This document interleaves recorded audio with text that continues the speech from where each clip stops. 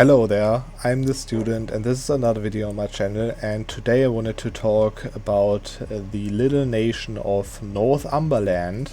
that you could obviously release and play as in 1444 from England, which I did in this case. If you win an independence war and if you are independent, then you get actually 3 unique flavor events just for this nation of Northumberland, and I just want to show them to you real quick in this video. So the first event you'll get if you are a duchy, which you obviously start as,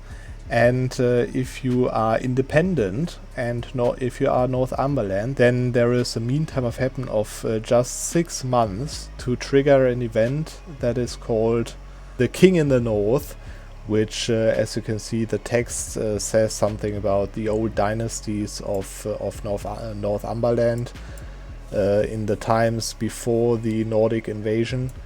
It changes you to a kingdom, and on top of that it's obviously a Easter egg for the Game of Thrones series, in which obviously the King in the North is also a relevant participator in the Game of Thrones. And on top of that 20 prestige as well. For the second unique event you need to be a kingdom, so which I am right now after the event, and you need to be independent again, not at war, and you need to be Northumberland obviously, and then with the meantime of just 12 months again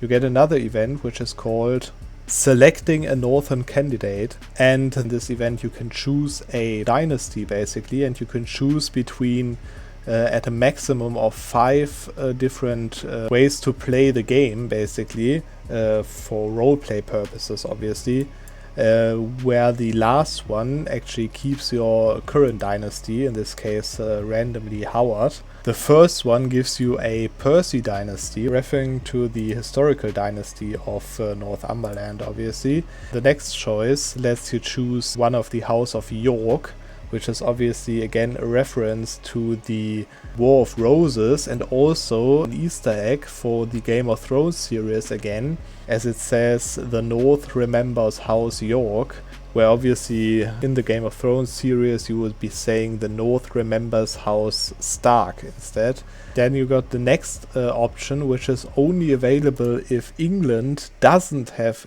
the Lancaster dynasty, and then you get this option as well, which obviously is again an Easter egg for the Game of Thrones series, because it says the Lancasters send their regards, which in the Game of Thrones series obviously would mean the Lannisters send their regards, which, you guessed it, a Lancaster dynasty on your throne. And as you can see, you gain also core on those 2 provinces over here, obviously this province of Lancashire over here being the home castle of the Lancaster dynasty, as you can see. And the last option is also really interesting, because it gives you a descendant of Ragnar Lothbrock, or more of his son, Halfdan Ragnarson, of the,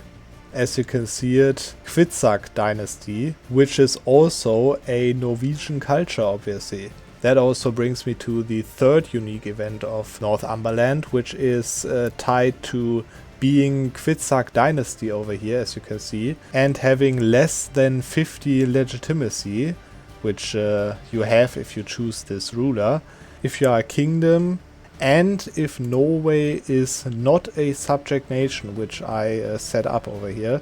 Then you can trigger another event which is called Nordic Claims. As you can see, the text says something about Ragnar Lothbrock and his descendant on our throne basically, and it gives you a restoration of Union CB on Norway, which as you can see will last for 304 years, which is